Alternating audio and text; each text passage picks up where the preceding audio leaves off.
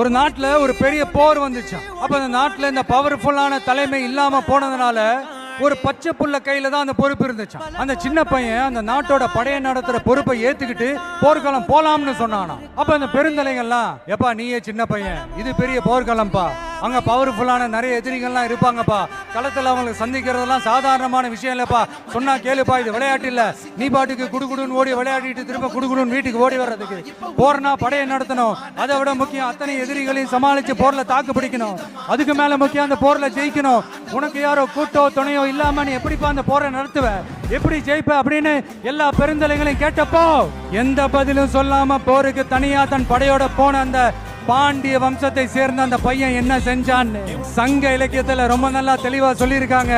படிக்காதவங்க படிச்சு தெரிஞ்சுக்கங்க, இல்லைன்னா படிச்சவங்க கிட்ட கேட்டு தெரிஞ்சுக்கங்க. ஆனா கெட்ட பையன் சார் அந்த சின்ன பையன்.